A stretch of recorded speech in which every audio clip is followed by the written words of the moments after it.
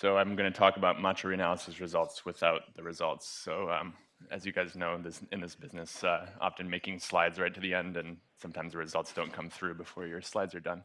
So I'm going to talk more about the analysis process and some of the challenges that have come up and why we think we can do this and so on. So the motivations are, I think, well understood by most people in this room, but the big thing is that machos can exist. There's not really much theory that says they can't. There's some informal constraints that come with a lot of assumptions, and then there's microlensing constraints. But the big thing is that supersymmetry seems to be breaking above the LHC level, or maybe it doesn't exist, but either way, WIMPs seem less likely than before. And then also, from the black hole community, the theorists say that machos can form an extended mass distribution that can fit under all the constraints anyway. So there's reason to do this, and microlensing provides the most direct way to make the measurement. There's also some indirect evidence. So this is a globular cluster that potentially has an intermediate mass black hole. That's interesting because this mass doesn't really have a stellar counterpart. And then there's also high redshift quasars, which, if you backtrack their observed mass, they seem to need some sort of seed mass, which is not explained with normal black hole physics. There's also LIGO, which we all know about. And here's this plot that Will and I made, Will Dawson, for the LSST dark matter white paper, which you may or may not have heard about, but there's a draft at this link if you want to look at it. So here's all the constraints on machos across the entire compact object mass range that you might be interested in, all the way down from evaporation from gamma rays, M31 microlensing with Subaru, and then the microlensing from the Milky Way with Eros, Ogle, and Macho. But with LSST, we can actually do a lot better if we include paralensing or parallax detection of microlensing. So without parallax, at the short time scale, you have this curve come down. This curve is actually the sum of the two. So we know that this disappears with this constraint similarly, but if we include the paralensing, we can actually go much higher because the yearly time scale of parallax is very powerful. And so, but there's a bunch of challenges. So first is that there's really not a lot of signal in the parallax for most orientations. So we have this mass range that we might be interested in, and we have this distances for the sources, but most of the time, the parallax is really small. Second, there's a large diversity in what parallax can look like. I mean, these are just a bunch of injected signals that I added to a macho light curve, and there's a high diversity of sources and a lot of degeneracies that you have to sample through with your algorithms. Second, it's that some stars are just variable stars, and this is a big problem for the long time scale variability. It's even possible for the variable star to have something like a yearly time scale, and the bulk of the signal is achromatic. I mean, if you zoom in, there's definitely some achromaticity, but if you're trying to use parallax on detections, this is an important background. And finally, the bulge observing season there's gaps, and therefore there's aliasing, and sometimes that aliasing can look a lot like parallax. But there is some helpful features about parallax. It's still achromatic, and its periodicity is fixed, so we know what we're looking for. And then also for these longer timescale events, we have astrometric microlensing. So we kind of have this triad of things that we can use to rule out what we're looking at. So here's some interesting light curve from Macho. Here's some template that I use to detect it. It's not microlensing. You can tell it's a variable star. And the time scale is very small, so we can rule out microlensing with this. So we have the Macho database. This is what I'm analyzing, and there's 100 million stars or so. How do we cut that down? We can't do an MCMC fit on every single light curve. It's just too expensive. So the big thing is that the heliocentric or standard point source point lens without parallax, most of the signal's there, and so you can see the signal grow over time. This is just in the data points, just for this 1 year of data. But the parallax is much smaller. So we really should be selecting candidates with the heliocentric templates. So I'm doing that, and I built this template catalog based on some expectations of what we're going to find. But the big thing I'm doing that Macho didn't is I'm allowing the templates to go off the survey, so I can detect with just the shoulder.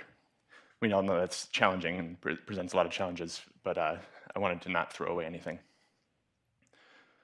So the way I did it, oh, sorry, I should have talked about these likelihoods. So the way I did it is I convolved all of these signal match filters with every single light curve in the Macho database. So there's something like 1 trillion likelihoods calculated here. This took a lot of CPU time. But I'm also calculating the likelihood that the light curve is drawn from Gaussian noise, and then also that the color information is drawn from Gaussian noise. And I'll use these 3 likelihoods to make some cuts. So here's the blue dots are all the A-graded Macho bulge events from Thomas et al., who reanalyzed the Macho data set. And the points are all the likelihoods. So this is the likelihood of the template. This is the likelihood ratio between the template fit and the Gaussian noise fit. And this is the color likelihood. So the bulge fit, or the bulge events that we know about seem to be peculiar. Now there's some contaminants here which are interesting. So these are events that have high likelihood and high likelihood ratio. So that means that the template was a good fit and it didn't look like noise. So, it looked flat. There wasn't any color variability. And so for this to happen, this is actually, my assumption is proper motion. The stars are moving outside of the fixed PSF. So this begs us to go back to the pixels as well. But I've only been working with the light curves. And then there's some contaminants here for the color versus likelihood ratio, which you can't really see. There's some fine points up here.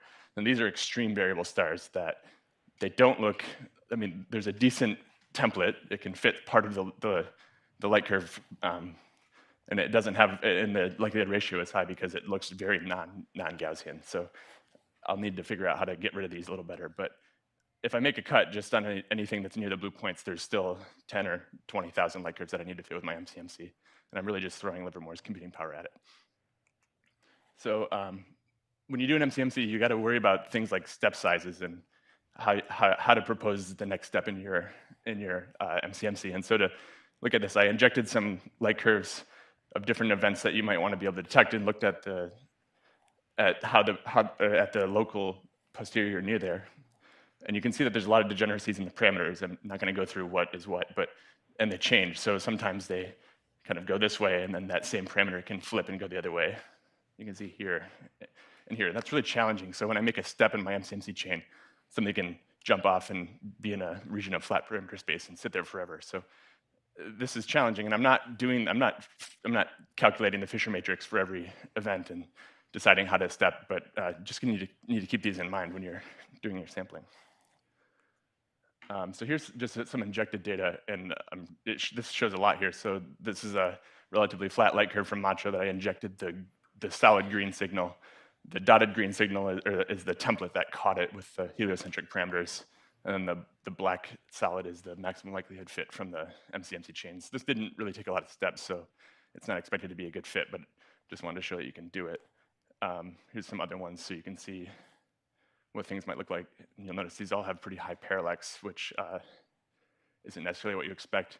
Now here's a long time scale event you might want to be able to detect, and you can see that without a good measure of the baseline, you can get really far off. And so this shows that even in a 7-year survey, this is still going to be challenging, even if you find the peak. So here's one event that passed all my cuts. It's Macho bulge 12.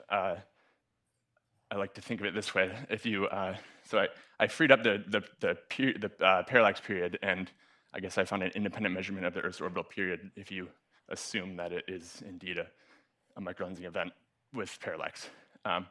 But it's doing pretty well. This is not, these are pretty uninformative priors, and I wanted to talk a little bit more about that.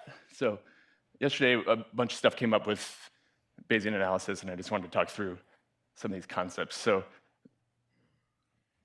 the likelihood is kind of what frequentists like to stick with. It's the data, it's the measurement model. And when you say that you have an uninformative prior, you might be saying a lot more than you really think. And so I left everything you've seen before. I left the prior on pi e flat, which is not right, because for most orientations, we can see this drop off really fast. So I just want to show the effect of what that does. So I started with this known Macho event from Bennett, and you can see that by leaving the parallax really high, this gap in the data, some aliasing happens. So there are a couple points you can see barely right there and right there, and you can see them pulling down the median model. But by adding just a little bit of adding a prior to show that, or to expect less high parallax events, it starts to smooth this out. Now, this wasn't a very strong prior, but if I add a stronger prior, you can see it starts to really pull this down.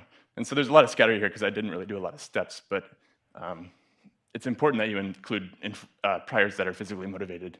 And when you say uninformative, you often think flat, but flat might be much more informative than you meant for it to be.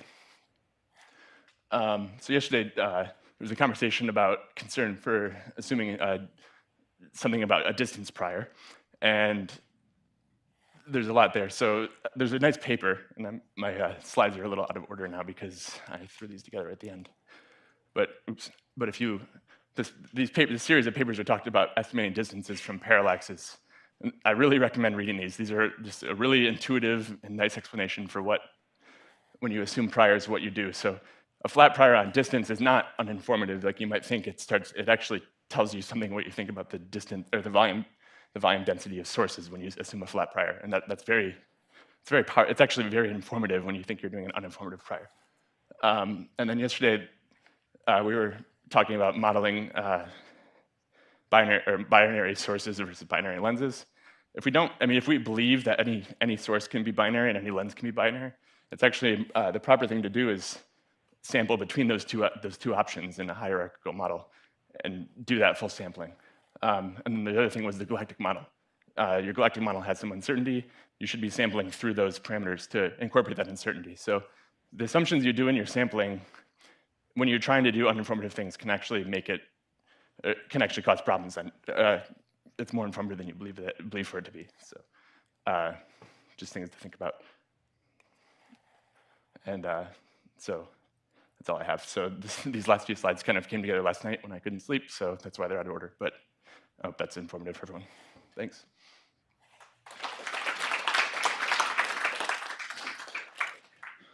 Questions for Nathan? Folks are digesting your thoughts and their food at the same time. Scott. I have a philosophical question maybe for you and sure. For other Bayesian experts in the room. Is there really such a thing as an uninformative prior? No. That's a word that we use to mean log uniform or uniform. Yeah, I think it's a thing that came from frequentists, is my impression. People are afraid of using priors because they feel like they're kind of tipping the scale on their analysis. But your prior it's designed to be informative. It's your prior knowledge, and we always have some, so we should put it in when we can. Yes. So I didn't understand whether you're going through the 100 million light curves or the Macho events. I'm going through all the light curves. I downloaded every light curve in the Macho database and convolve those with those heliocentric models. And but the heliocentric models are, have 2-3 parameters. So you're doing a grid search on them. What do you? No, so I made like tens of thousands of these models across the 3 parameters and just tried every single model on every single light curve, and then calculated all those likelihoods and then made cuts on the likelihood spaces. But what are the 3 parameters? T0, TE, and U0. Okay, but you still have pi. Yeah, I didn't include parallax on the detection on that detection step. I called down the light curves after that. But what does it mean heliocentric if you don't know the parallax? So how do you have a ground-based curve without? I guess when I say heliocentric, it's as if you're a heliocentric observer, which is like setting pi e to 0.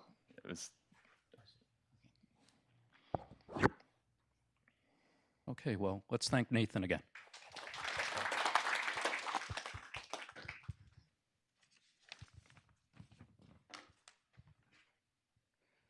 Okay, our next speaker, Aparna Bhattacharya, is going to talk about first results from their NASA Keck Strategic Mission Program Support Program. Mission Support Program. Okay, go ahead. What do you need? That stick. The stick. Oh, it's here. It just got small. Hello. Can people hear me? Okay. Okay, so we were awarded the NASA Keck Strategic Mission Support Program in December 2017, and then we observed in 2018. And so we were awarded 10 half nights for each year for 2 years. And our main aim out of that was to observe high-resolution follow-up imaging of about 60 events, including the planetary and stellar binary, to further develop the mass measurement method. So far, our priority has been to complete the planetary sample from Suzuki Plus 2016 mass ratio function, and also, if we have time, then do some mass measurements from planetary sample from MOA 2006 to 2014, so the 9-year analysis of it. And then if we have some time, which I don't know if we will have, then we can probably do some stellar binary mass measurements.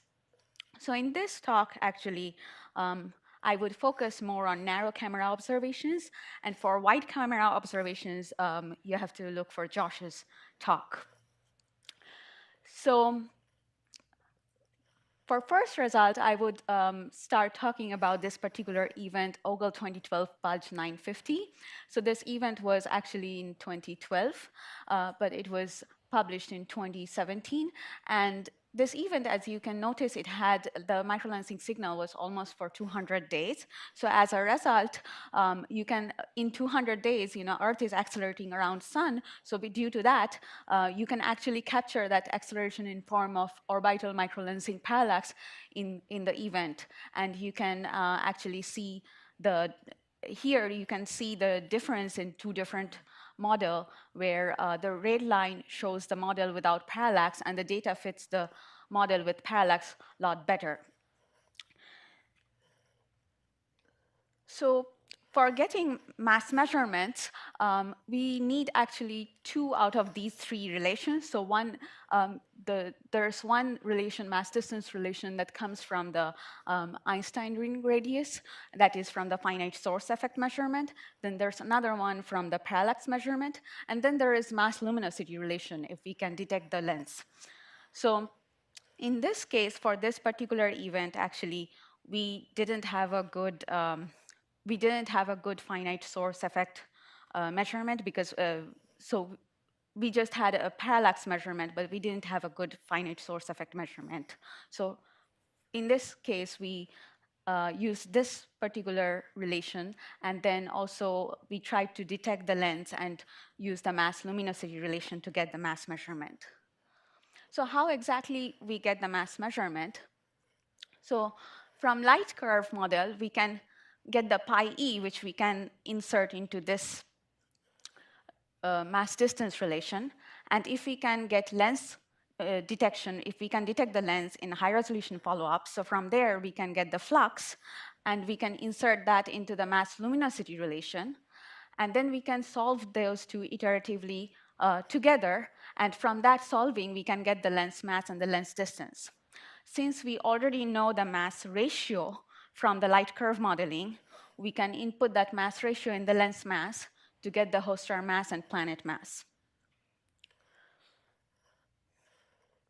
So from photometry astrometry point of view, basically during the event, when we see the microlensing happening, the source is so much magnified that we should not be able to see the lens properly.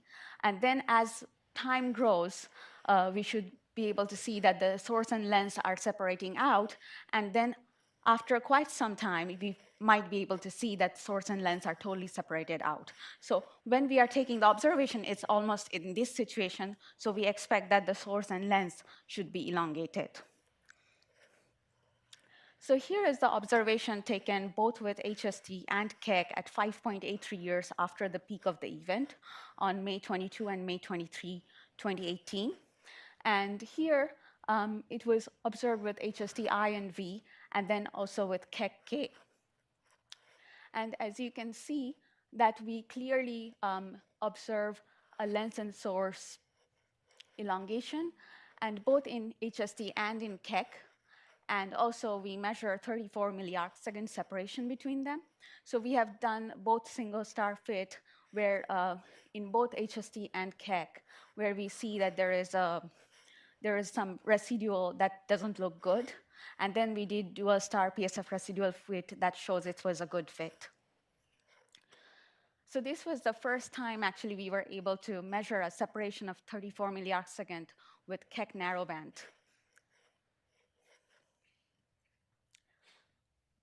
So with the measurement, when we actually detect the lens, with that, we can actually see the separation of the lens and source. And since it was taken 5.83 years later, we can actually measure the mu-rel, the relative lens-source proper motion. And you can use that mu-rel to constrain the pi e. So here, this is the pi e that we have from light curve. And you can see that in east-west direction, it is kind of well constrained. But in north-south direction, it has all these uncertainty. And also the best fit model actually shows kind of this region. Whereas when you put mu-rel constraint, you can see the best fit model goes here, and also the uncertainty is very low. So from that, we can actually really constrain the mass measurement. So it is reflected over here also. You can see that this pink shaded region, the pi e, actually shows this big uncertainty that comes from the light curve modeling, whereas with mu-rel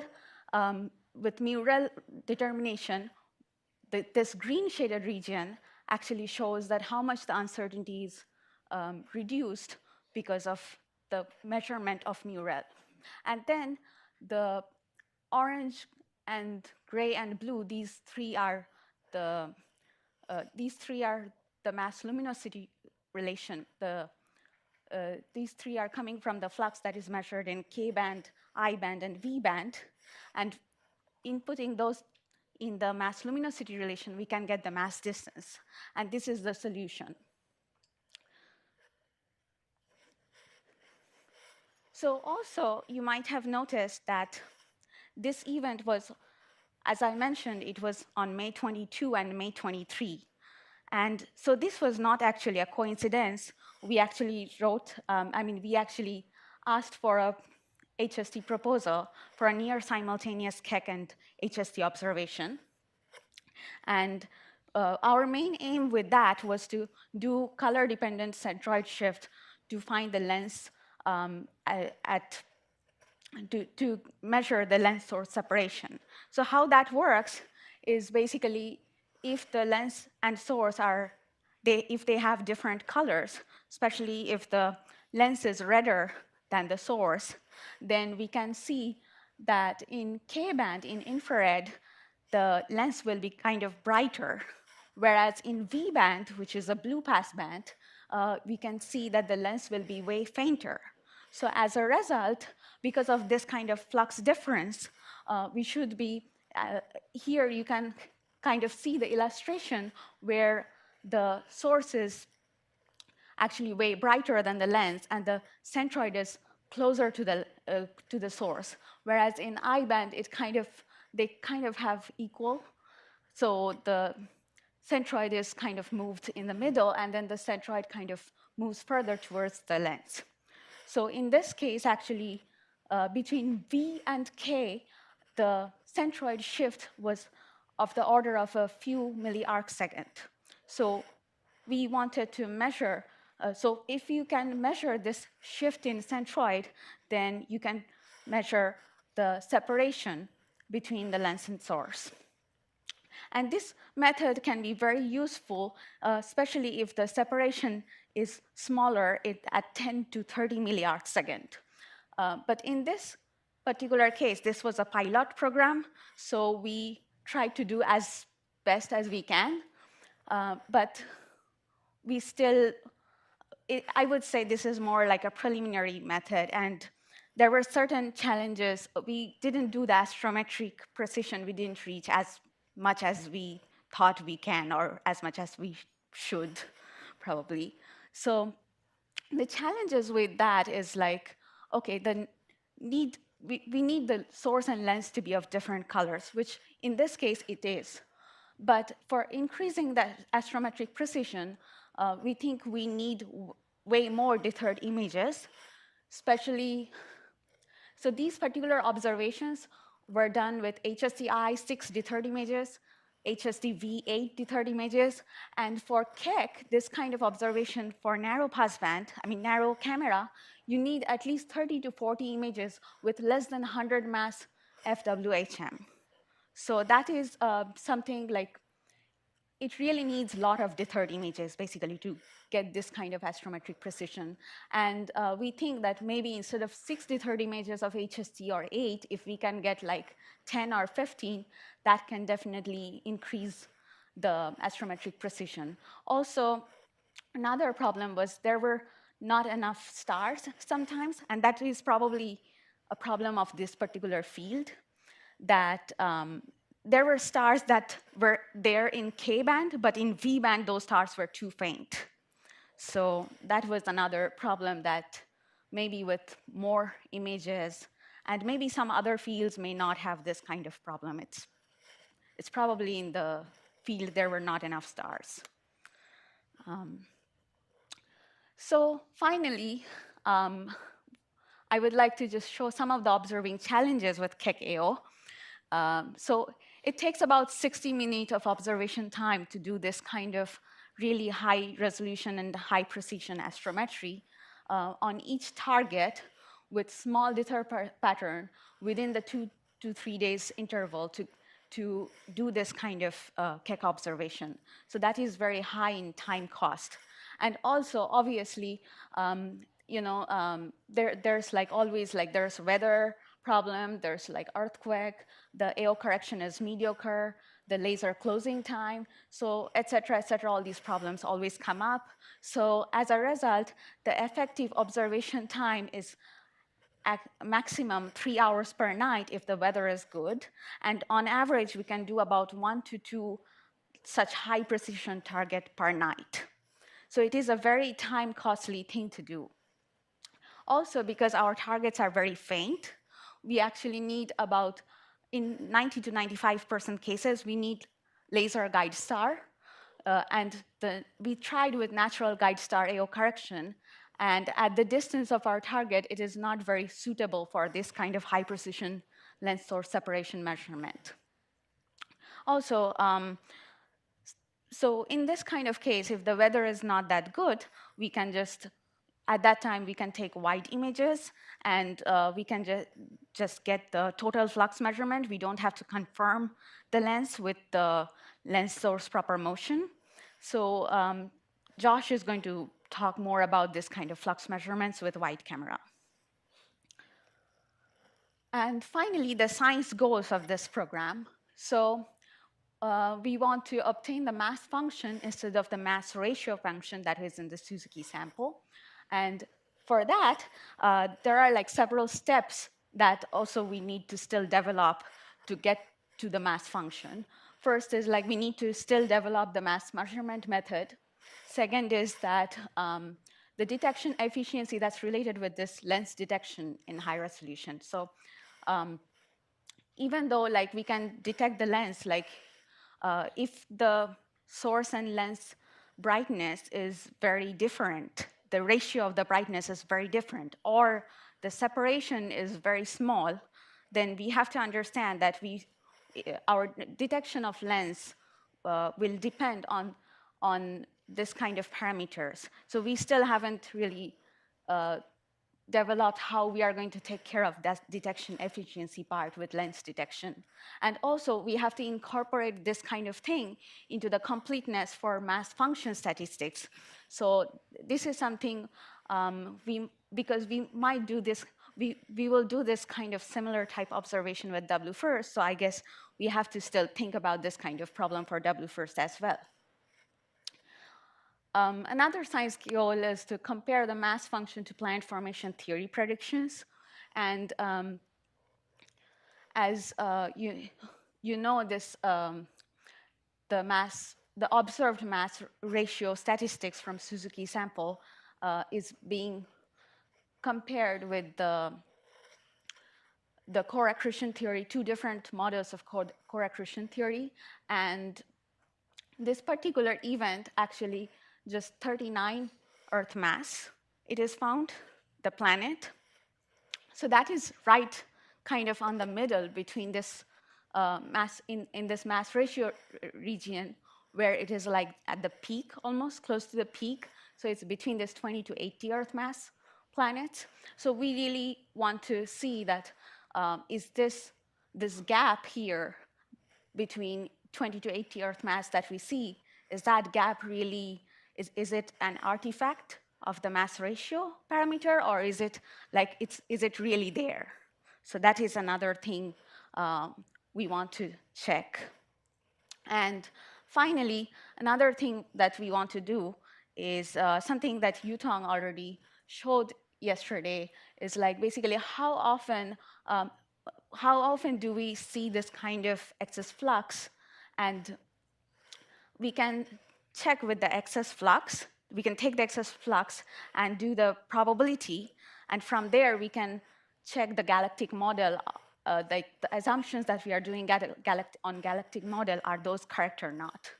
So yeah, that's all I have. So.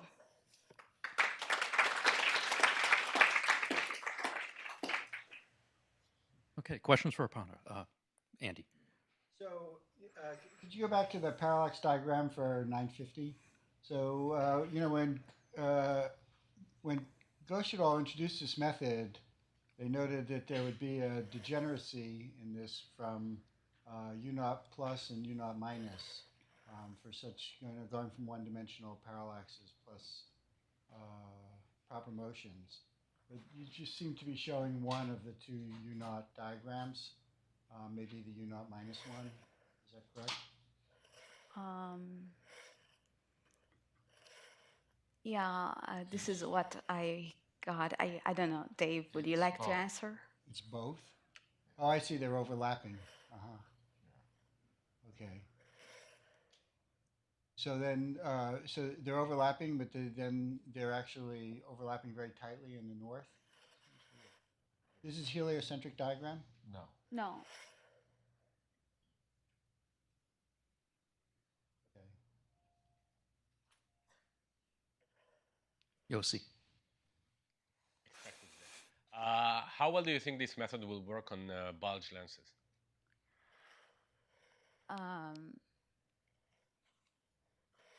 For W first. W first. So yeah, if it is like about 3 milliarc second per year and 4 years difference, so like about 10 milliarc second, 10 to 12 milliarc second separation. So I think it's doable. Still, maybe it's still doable if the brightness are kind of similar, then we can try to do it. I think it's doable, but we cannot do it for all the cases. And maybe we will use TMT for that. So if TMT gets built, I mean something like some ELT system. Valerio. Assuming a source distance at the right clamp, or you have an independent measure of the source distance in this case? No, we are using like a galactic model and getting the source distance. That's okay. Right. So how sensitive is the final result to this assumption? Yeah, so if the source distance varies like about 0.3 kiloparsec, the result doesn't change. Because like, you know, there's like there's a distribution of the source distance, and from that it's... Dave. The final mass is constrained both by the flux measurement and then the parallax and the measured relative proper motion. But the constraint on the mass from the parallax and the measured relative proper motion depends only very weakly on the source distance. It's only the conversion from between geocentric and heliocentric proper motions that depends on the source distance for the parallax. Okay, I had a question, Arpan, about for using this method for W first. How does it influence our selection of filters? Because W first right now isn't going to have a K. Does that limit the ability to use this method? So W first is still going to have an infrared, like which is kind of between H and K. Yeah. And then, so that's another thing about the the centroid shift method, color-dependent centroid shift method, because if we think we can do really good, so probably it's worth of going for a blue band. But if we think that, oh, we cannot do that good, then it's like, it's about, we have to think about time cost. And also like a lot of the thing is, another thing is the lot of the, as I said, that in a lot of the stars will come up in K band, but they were not coming up in V band. So you also have to think that how many of them we can actually get out of, like how much we are going to gain having a V, like a bluer band. Bluer band as opposed to red. Yeah. Right. Okay. Okay. Anyone else? Okay, let's thank Aparna again. All right. Unfortunately, Kalen's sick, so he's not here. So we're going to ramp up the schedule, and Josh Blackman's going to talk now about adaptive optics follow-up of a super Earth and a giant planet. I'll let you read the source names, Josh. Yep. Okay, so firstly, thanks to Aparna for basically giving an introduction about what I'm about to talk about, so I don't have to talk about that part. I'm a grad student from University of Tasmania. I'm a final year grad student, and I work with JP Bellier, Andrew Cole, and Katie Vanderoo, who is a first-year PhD student. So I'm just going to talk about a couple of objects that we have observed, followed up with Keck in order to constrain the lens flux. So firstly, as I'm sure everyone knows, normally when you model a microlensing event, you don't get the physical parameters straight away. You have to use a galactic model. When you do that and you determine the physical parameters, you usually get it to 30–40%. So aside from the mass distribution function that Aparna was talking about, one reason why you might want to do follow-up observations is to constrain the lens flux so that you can constrain the mass distance of the lens. So this particular event was in JP's paper from 2018, and you can see the different constraints, one for the theta E constraint, one for the parallax, one for parallax and Spitzer. And then if you take out this blue line, you have a fairly large error bar. And so from Andre's original paper, he gave two results for the planet mass of a half Jupiter, one U bigger than naught, one U less than naught, and then when you add in the Keck observation, you cut the error down by from 30–40% to less than 10. And in this case, not only do you do that, but you're able to break the degeneracy by this Keck and isochrone line, which then places your constraint on the lens mass and distance in a different place in this case. So that's one reason why you might want to do this. So I'm talking about three different events that I've worked on. One is this one, which I talked about last year. I'm not going to spend long on this. This was as Martin knows, a binary event from the late 90s. And we attained Keck data on this in 2013. Virginie Batista, I think, observed this. Unfortunately, despite the 16.07 years between then and the observation and the lens proper motion of 3.5 milliseconds per year, we weren't able to resolve the lens and the source, partly because the lens was also really faint. So there's a very large flux differential between the lens and the source. However, what I did do is remodel the event using limb darkening parameters and also modeling the blend of each telescope, which was not done back in the old days of microlensing. So here in maroon are the points from Mount Stromlo telescope, which weren't used in the original study. And I did a variety of models, one without the Stromlo data and one with the Stromlo data, and then rescaled the parameters as is fairly standard these days.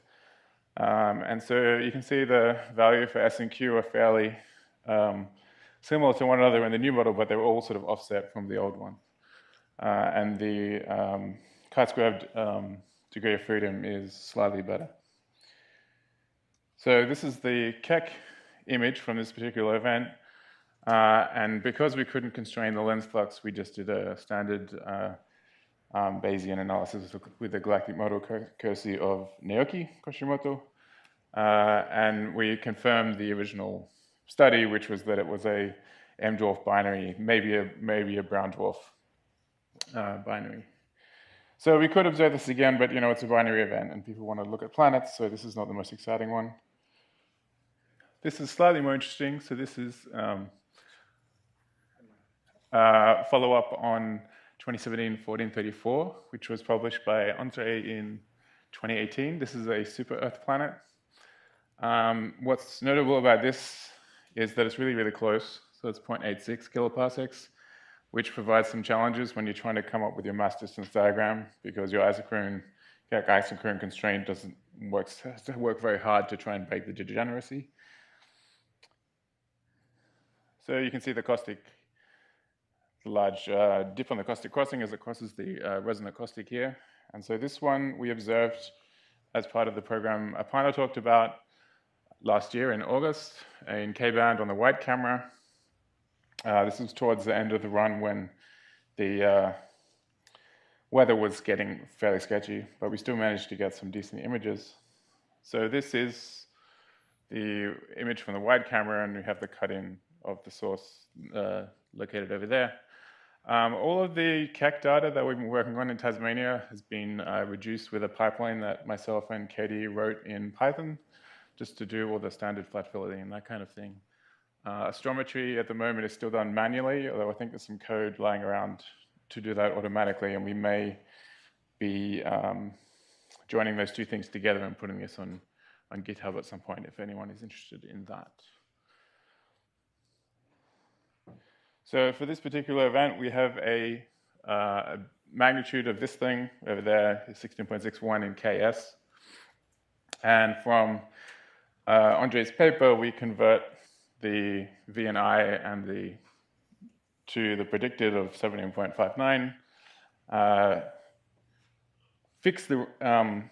make the reddening connection, which is, correction, which is tricky, trying to sort of reverse engineer what Andre did in his original paper so that we use the same correction, where we use the standard intrinsic magnitude of the red clump offset from Natal 2013 in doing this. And then we get our blend magnitude of 17.03 plus or minus 0.11. And so now we have that, we can plot our mass distance diagram for this particular object.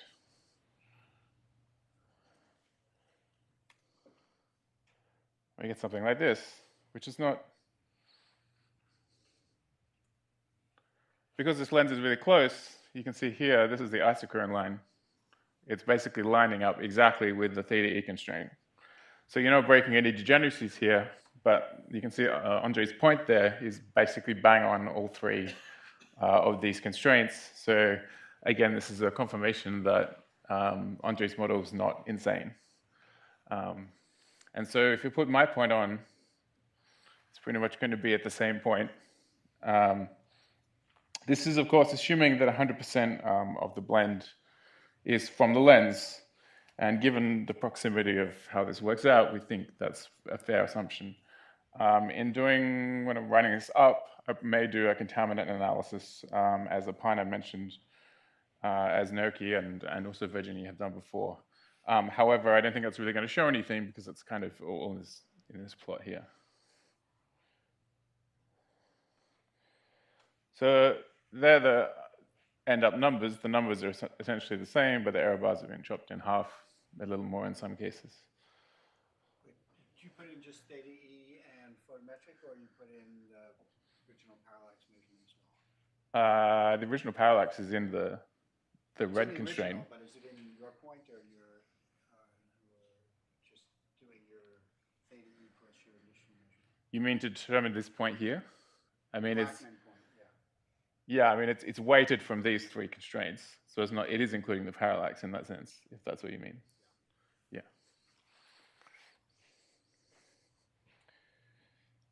So finally, I'm just going to mention 477. This is an object that is potentially very interesting. I would put this under the future work category. I've just started on this. This was published by Etienne in 2012, which is a 1.5 mass Jupiter. And this object is interesting because it's got a really, really large proper motion. So that means even though it's only 7 or 8 years ago, we might be able to resolve the source in the lens, which is why we've observed this frequently on Keck over the past 3 or 4 years. And so this is when they were observed in both wide and narrow when the weather permits in H and KS. this is the original Ogle 3 image, and at the point of the source is the red point here, and the arrows pointing to the blend. This is from Etienne's paper. And so, of course, we can plot our Keck image over the top of that, which is much better. And then blow that up a bit, and then blow it up again. And so this circle is showing the what was in the object on the original Ogle frame. And so the question is whether or not this thing is the lens or not. So this is the source, and this is something else. And so we're hoping that this thing was going to move between 2016 and 2018, but it didn't. So this is at 110 milliarc seconds apart, and it just stayed there. So more than likely, this thing is an unrelated companion to the source. And then it's a matter of measuring the flux of the source, which is what I'm working on literally like last night, which I haven't done yet, is determining the flux of this thing. And so there's a few options of what this might be. So the first thing we're going to try and do is do what Apana did for 950, which is measure the PSF elongation in this and hope that we'd be able to measure the centroid shift. On a first glance, it appears that that's probably not the case. So the other question would be whether or not there's any excess flux in this thing. And if there's not, potentially that could mean maybe it's a white dwarf and a Neptune, which would be pretty interesting. But all that's very much stuff that I will be working on shortly. And with that, I think I will end 1 minute early and take questions.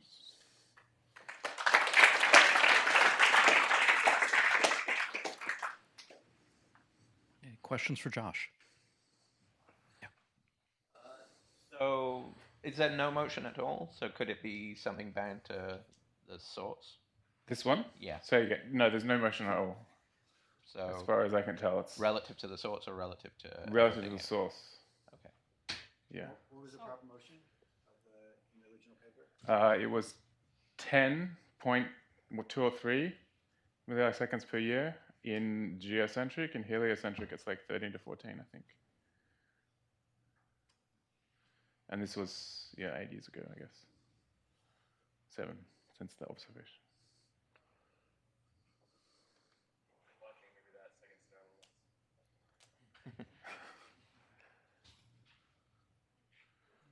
Okay, anybody else? 15 Oh, times Jennifer, eight. do you have a question? Or? Sorry, no, I'm doing 15 times 8 in my head and I'm all tired.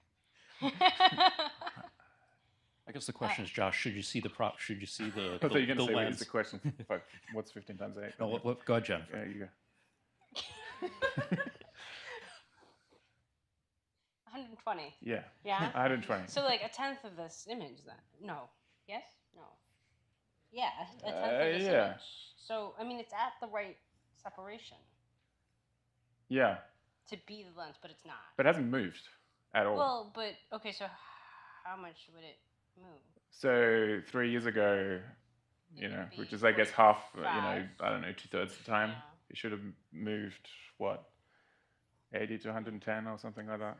But then doesn't that also imply that the lens is not luminous in this? Like, because you said you were looking for elongation, but it seems like it should just be separated, unless it's super faint. Yeah. So I mean, maybe it's an upper limit. Is that okay? Yeah, but I mean that's what you say. So yeah. Okay, cool. yeah, Thanks. it's on the it's on the very edge of what is feasible. I think. Like, I asked that exact same question of like, surely if it's moved, it's either on really the edge of this PSF or it's like that's the closest it could be. But Arpana. So just a comment on that. Actually, this is 2010 event, but like we had data, I think 2015 or 2016. So Yeah. when we calculated like the 13 milliarc second in heliocentric, so in 2015 you will be expecting 65 milliarc second separation, and we were getting 110.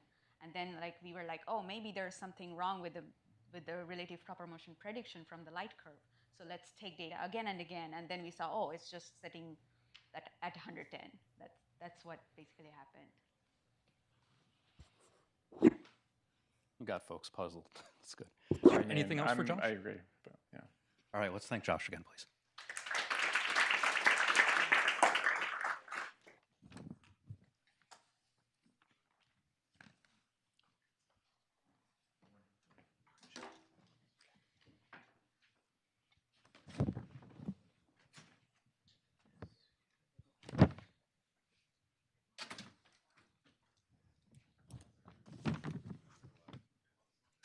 Okay, and after a technology interlude, Fumio Abe is going to talk about massive black hole search by MOA. Thank you. Okay. Can you hear me? Yes. Okay. So I'd like to report the progress on the massive black hole search by MOA. This is done by one of our master course student, Hisashi Munakata. Okay. As many people mentioned, the detection of gravitational wave by LIGO make it clear that the population of about 10 solar mass black holes are very common. But unfortunately, no electromagnetic counterparts are detected. So we can't know where they are and how many. So as you know, microlensing is a unique method to detect massive compact object regardless of its electromagnetic emission. But to detect high mass black hole need long-term observations because the time scale is very long. And another very serious problem is so-called microlensing degeneracy. As you know, transverse velocity, the mass of the lens and distance to the lens are degenerated in single observable parameter, TE. So it is hard to distinguish low proper motion stars and massive black holes. To break this degeneracy, we need to observe parallax and theta E. Parallax is pi E is inverse of projected Einstein radius. And ordinarily, we can obtain theta E from the finite source effect. But in case of black hole lensing, detecting finite source effect is very difficult. So we must use astrometric microlensing. Okay. Anyway, first stage for the black hole search, finding long time scale events is very critical. As you know, we have long time scale data, both for galactic bulge and Magellanic Clouds. He used long-term galactic bulge microlensing data between 2006 and 2014.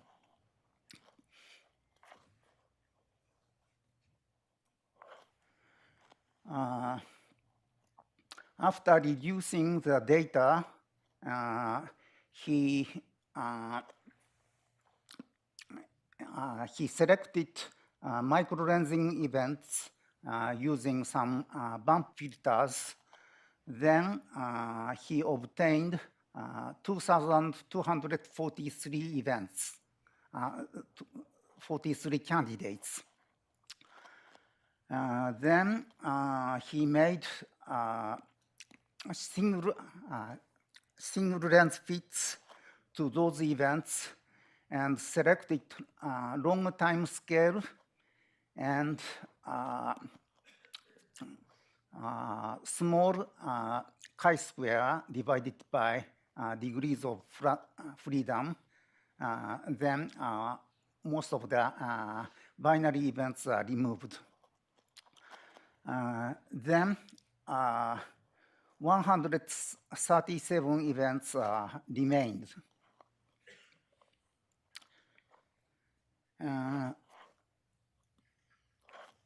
Looking at those events, he found some events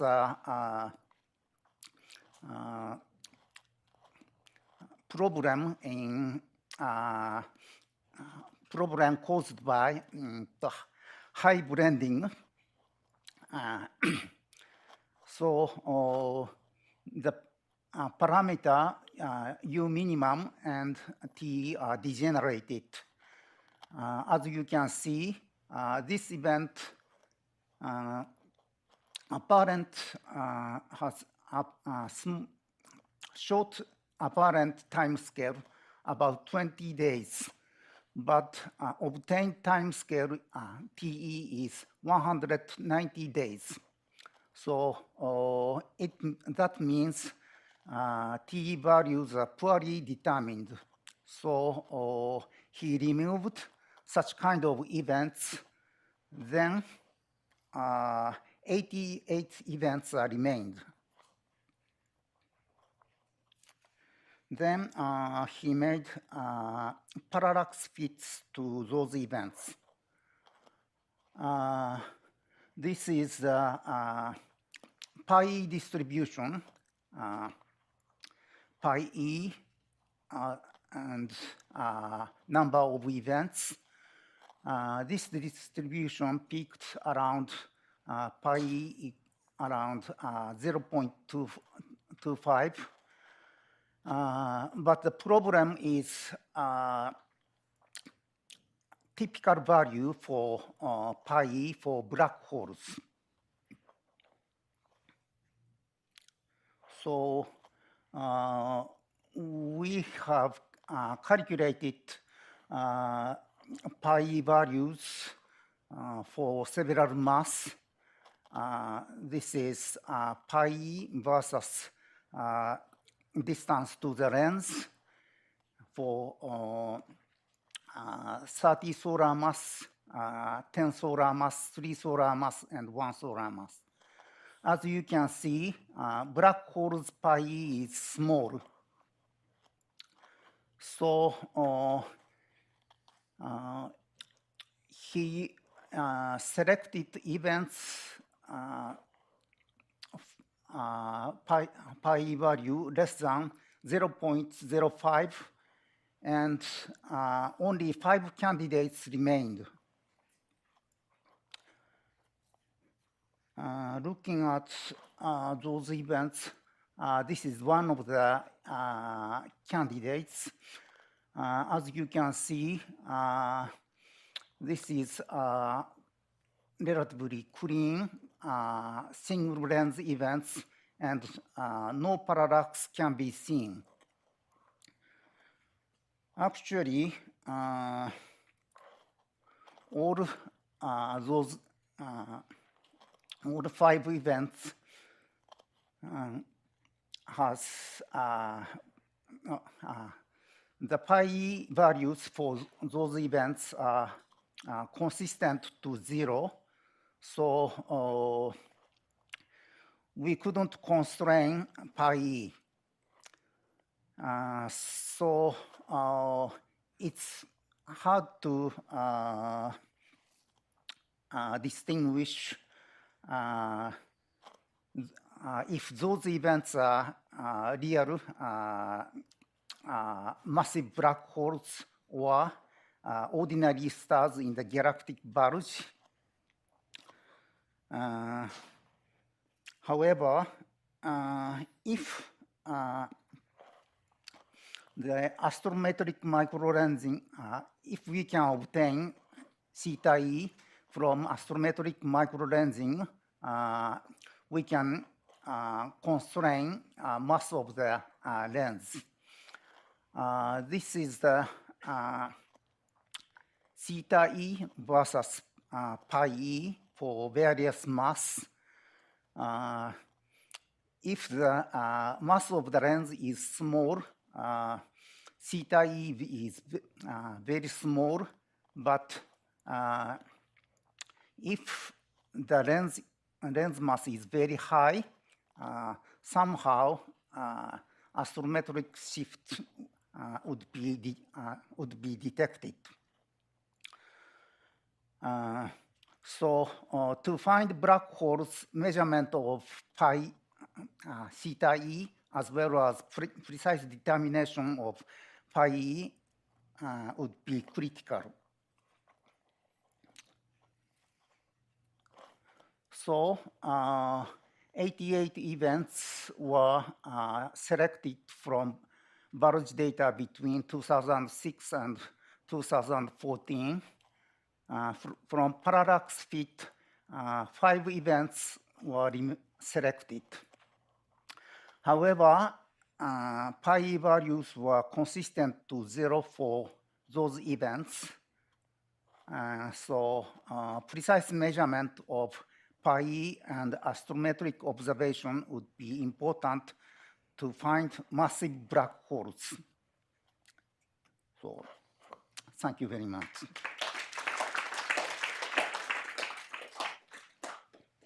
Questions? Yeah, Andy. So all the events had internal MOA identifiers. Were they also MOA alerts? Only more data. Right, but were these MOA alerts? Are they designated MOA events? Sorry, I didn't check. And so did you check to see if there were OGLE data for these to improve the parallax measurements? Yeah, I think so. Yeah. Yeah, Valerio. Maybe your cut is too severe. Well, 0.05 maybe is too much. But if you release it a bit and include some more events, do you get what's the first event for which you get a non-zero measurement for the parallax? Yeah, maybe too severe. Yeah. So maybe if you do you know whether in your sample there is one event which has the lowest parallax that has been firm robustly measured? Maybe you can study that event and then say something at least on it. Yeah. Somehow. Yeah. Okay. Yeah, Radek. Showed the table. If you could go back to the table with the 5 events, the 2 not that way. Yes. So you have shown one of the light curves, but just looking at the results for the 4th and 5th event, timescale 178 plus minus 178. It seems this event is really not good quality. The 2 on the right. And right. parallax uncertainty of 2.02 also seems questionable how this light curve really looks like and what's the quality of the data.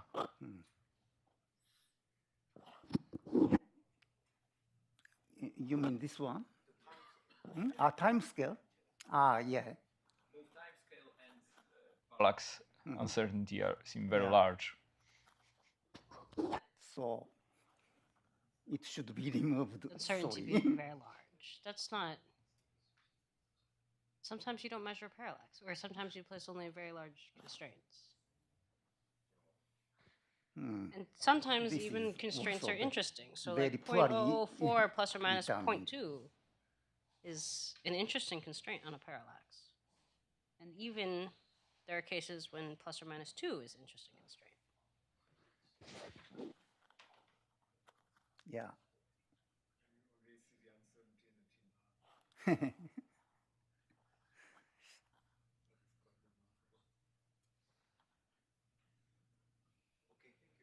Yeah. Okay, and anyone else? All right, let's thank Fumio again.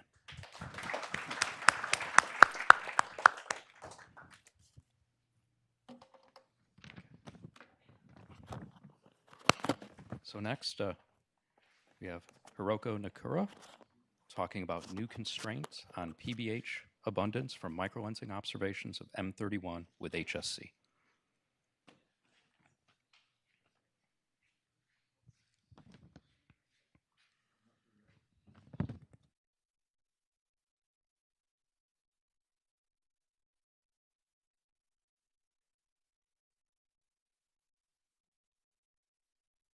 Good afternoon. So I'm Hiroko Nikura from University of Tokyo. So today I would like to talk about the search of microlensing effect by primordial black holes targeting at the central region of M31.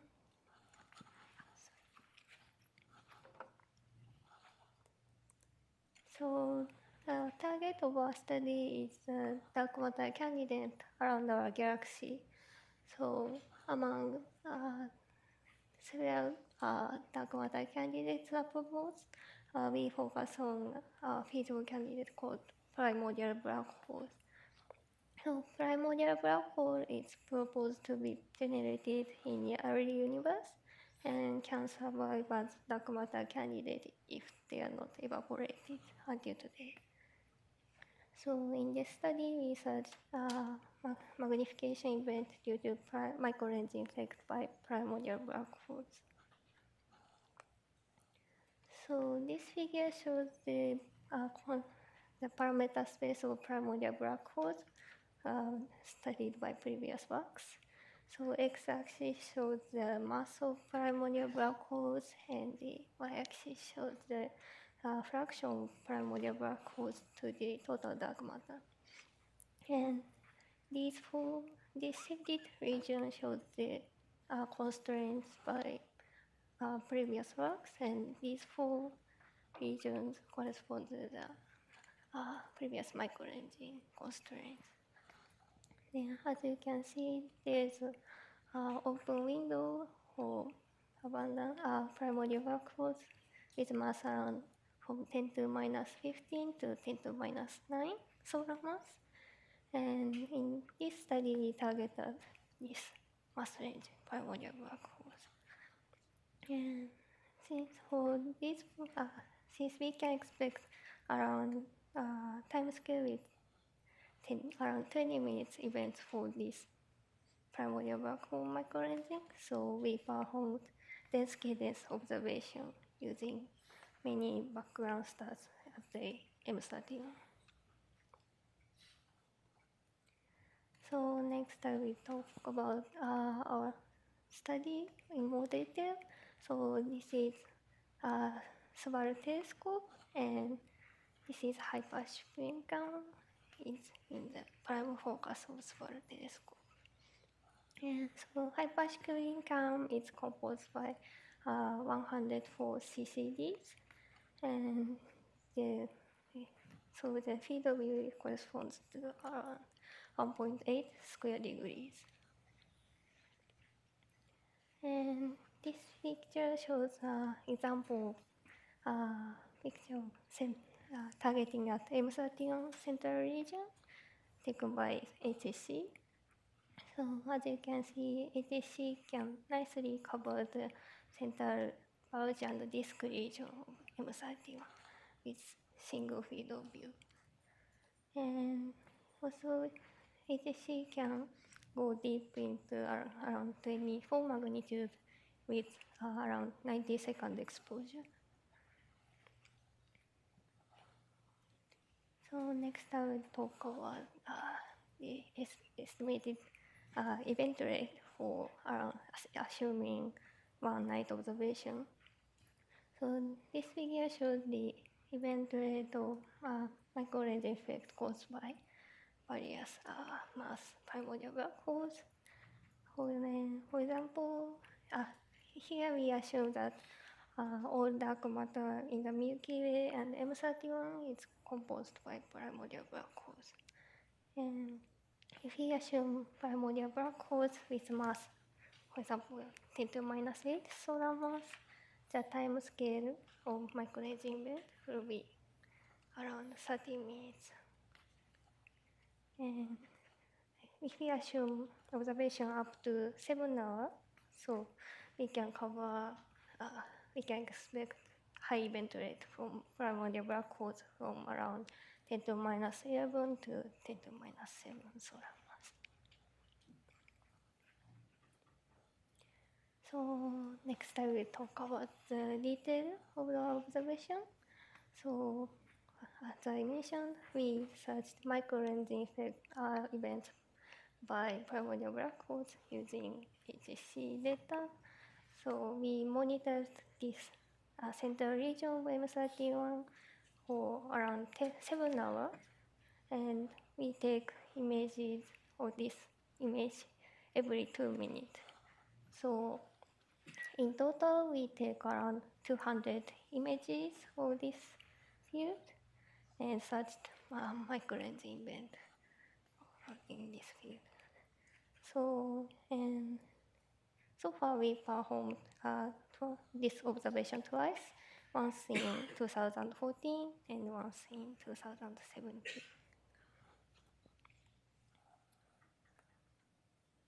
So for the detection of search of microlensing impact from these 200 images, so we performed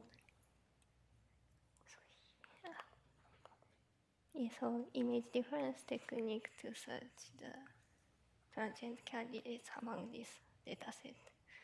So for difference imaging technique, we compared two images with different epoch and make subtraction to create one difference image. So if variable stars included in this field like this, the difference of flux shows up in the difference image like this. So let me move on to the results section. So this figure shows the distribution of transient candidates from 2014 observation. So we succeeded to detect around 15,000 transient candidates from single night observation.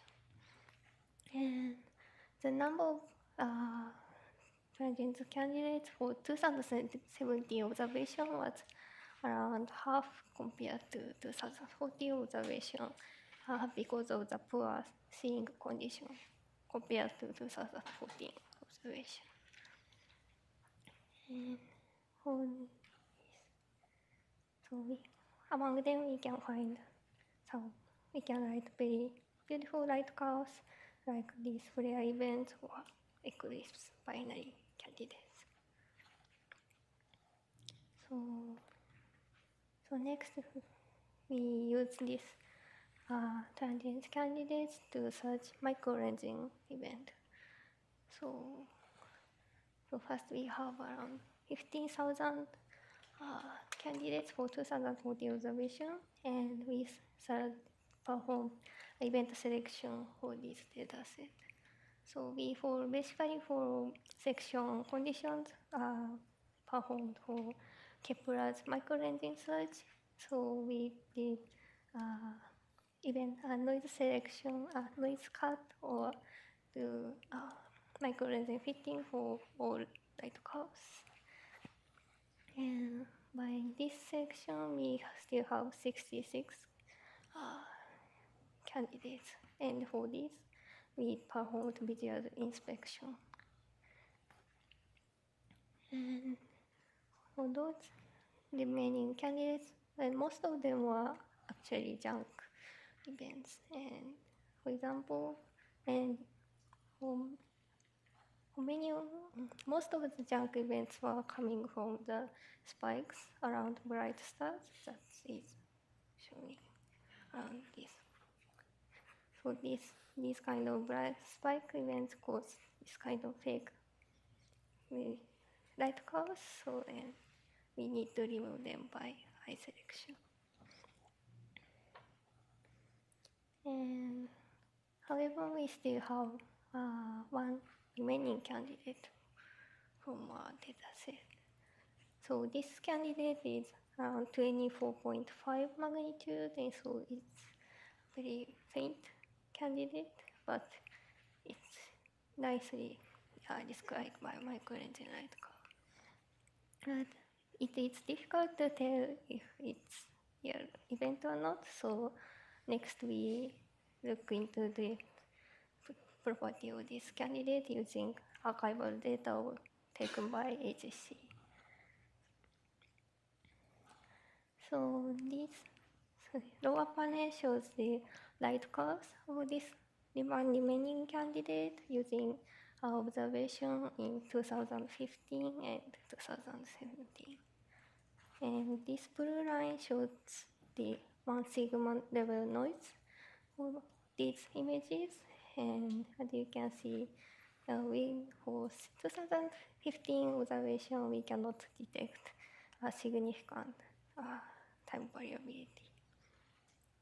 And for 2017 observation, we can see very strong correlation with the variation, time variation seen, but we cannot detect significant time variability that passes 5 sigma level.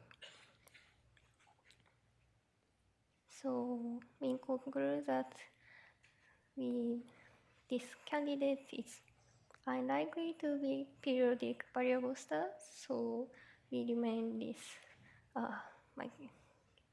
candidate as feasible microlensing candidate. So far we have one remaining candidate, but we may miss some candidates due to noise or selection criteria. So for discussion, we estimated the expected number of microlensing events from using our data set. So the expected number of microlensing events can be expressed by this equation. So we evaluated these 3 factors using observational data. The first factor is the number of stars in the field, so we counted the number of significant peaks in this field. For event rate, we calculated assuming one night observation, and so this means that the event is high event rate because higher for the primordial black holes from 10 to minus 11 to 10 to minus 7. For detection efficiency, we performed simulation of light curves and bright section criteria by we applied for event selection. So this figure shows the detection efficiency from 2014 observation, and the detection efficiency will be around 60% for bright stars, and for faint stars around 25 magnitude, the detection efficiency will be around 30%. And the detection efficiency gets around half for 2070 observation. And yes. And so far we evaluated this event rate by assuming point mass approximation, but we still need to consider another 2 effects, even especially for light mass primordial black holes. For example, so the first effect is known as wave effect, which happens when the Chivalry shift radius of primordial black holes is smaller than the radius of the wavelength of the observation. So, for example, if we assume around 10 to minus 11 solar mass primordial black holes, this W factor is around 0.02. In this case, as you can see, the magnification is totally suppressed compared to geoptics case. So as you can see, this guy, so the primordial black holes with lighter than around this mass can be totally suppressed by this wave effect. And also, finite source size effect also suppress this magnification for the lighter mass primordial black holes, so we need to take into account these two effects. So how we evaluated this factor, and we only have one remaining candidate, so we put constraint on the abundance of primordial black holes to the total dark matter. So this shaded line comes from the 2-day observation, and even from 2-day observation, we can put the tightest upper limit on the abundance of primordial black holes to this around 10 to minus 11 to 10 to minus 6 solar mass. Yes, this is a summary. So we succeeded to put the tightest upper limit on the abundance of primordial black holes for this mass range. So as a future prospect, we are planning to do ER scale observation, and we are trying to constrain around this mass range primordial black holes from HSU observation of M31. Unfortunately, we can't constrain light mass primordial black holes due to wave effect, but in the future, experiment with X-ray satellite observation pulsars can expected to constrain this mass range. Thank you very much.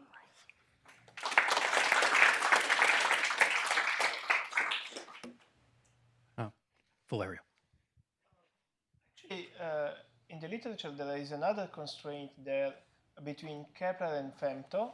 It is the neutron star capture, but you didn't mention it because it covers all the gap in between Kepler and femto. Yeah, but it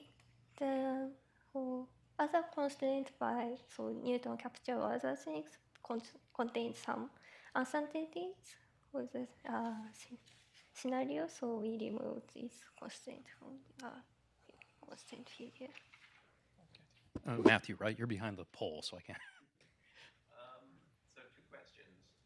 One, how did you estimate the number of sources that you're effectively monitoring? And 2, have you tried converting these constraints into constraints on free-floating planets just by using a different density and velocity distribution? So for the first question, so we estimated the number of source stars by counting the significant number of peaks in the figure. And for second question, so since our constraint is more lighter than planet's mass, so we haven't considered. Okay, let's thank Hiroko again, please.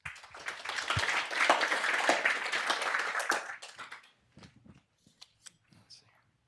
And last up for the session, Nathan's back again to talk about strong and weak microlensing in the 2020s.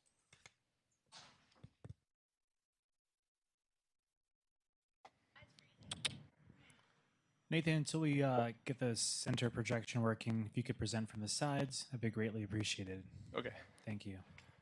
So I'll go over here for all the people who've had to wait for people to point out that one yesterday.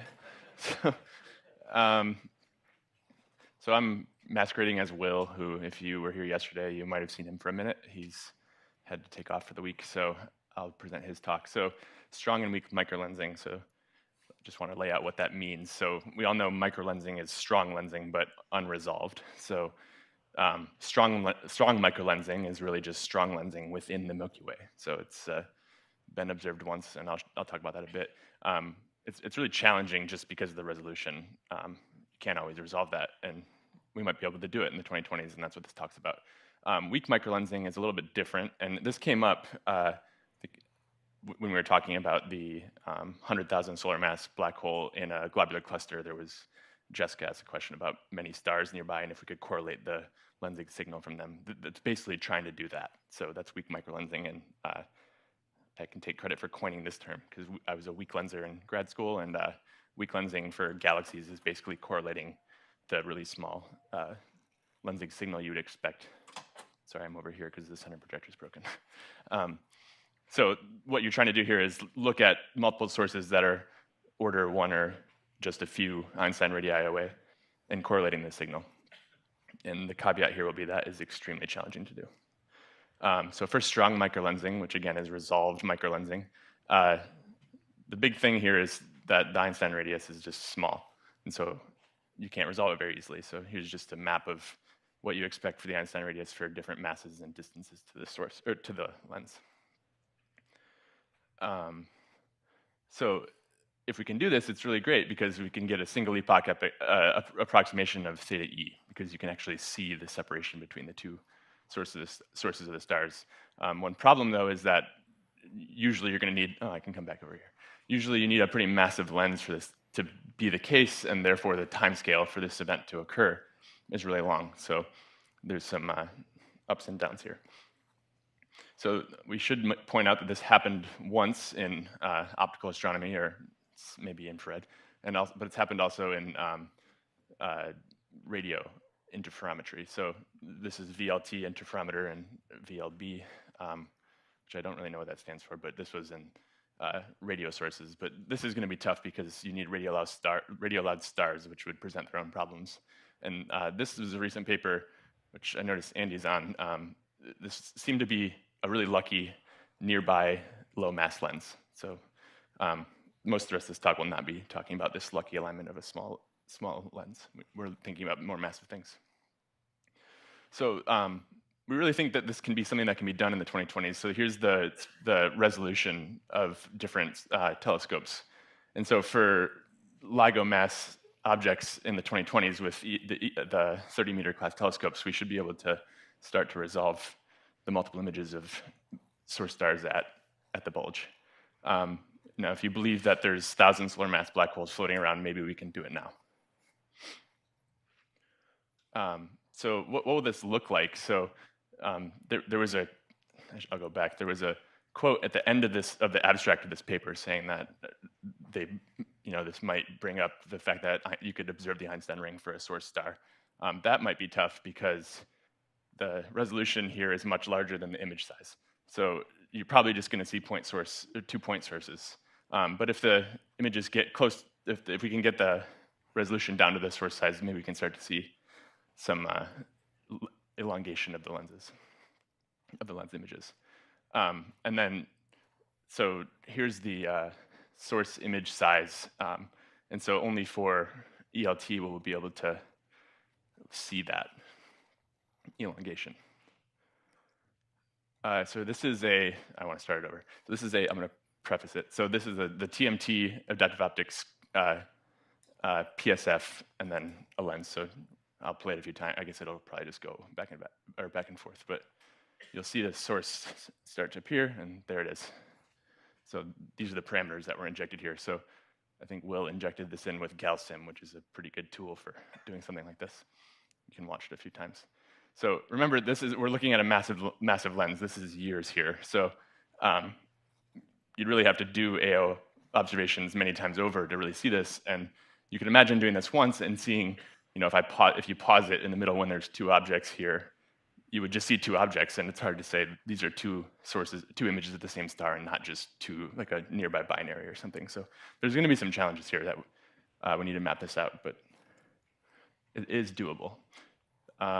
Here's some additional challenges that Will and I talked about yesterday. So you'll have blending. So if you have multiple images and there's background stars within your PSF of your adaptive optics system, they'll be blended together. That'll be tough. You'll need to have bright sources, and for the very massive lenses, you'll have to observe it for a very long time. Okay, so now on to weak microlensing. this is not going to be easy. So it was brought up once today. I'll go over why it won't be easy. So what we're trying to do here is you have some lens with an Einstein radius, and there's a source being lensed.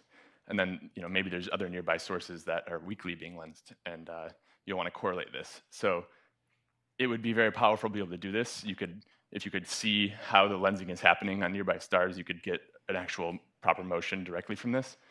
And everything would be great. But to do this, let's say you can measure 1% effect.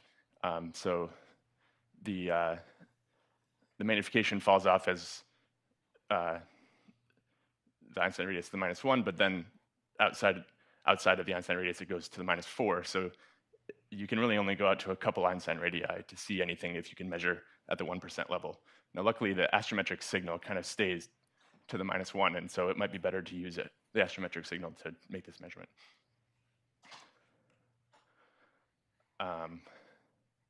So usually, I apologize, these are Will's slides, so I'm trying to decipher it as I go.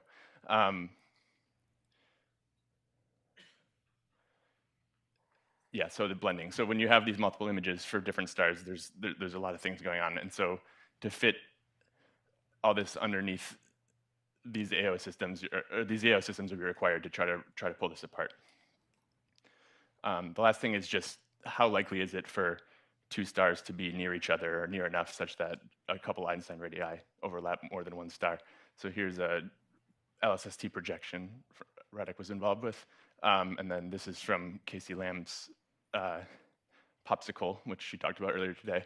And then Matthew Penny told Will that you could get up to 10 stars per arcsecond squared. So we're kind of working in the 1 to 20 stars per arcsecond squared.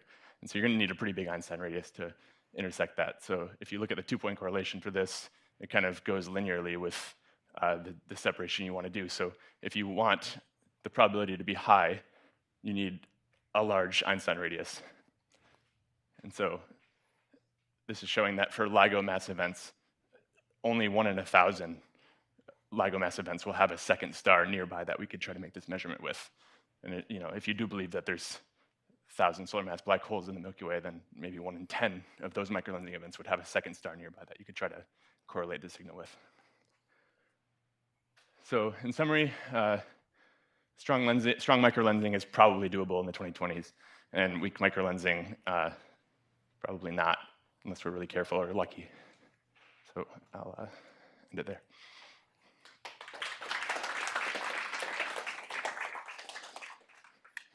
Okay, questions for Nathan?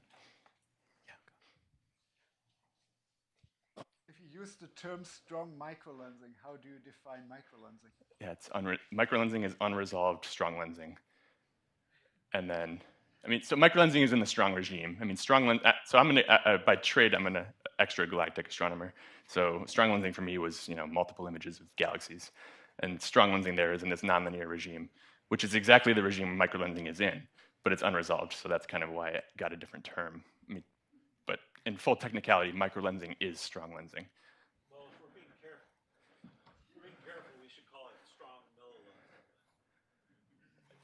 Right. Hey, Will and I were just talking in our offices, and we just these are the terms we coined, and maybe if this happens in the next decade, we can call it Golovich lensing or something. I don't know. Jessica, you had a question, right? Yeah, can you go back to your rate estimates or the number count maps? Yes, this one. One more back. Sure. Sorry, the one with the map on it from Casey's thing. Oh. Yeah, here. This is for LSST, but you're saying even for W first, it's not enough stars per square arcsecond? So this is from LSST, which maybe Radek could tell us more about, but this is a plot from their paper, this paper. And I'm not sure if this is what Will did, but I think he just looked here and got the densest part. Okay, so W first doesn't actually help all that much relatively speaking. So Matthew, I didn't have this conversation you did with Will. Where did this number come from?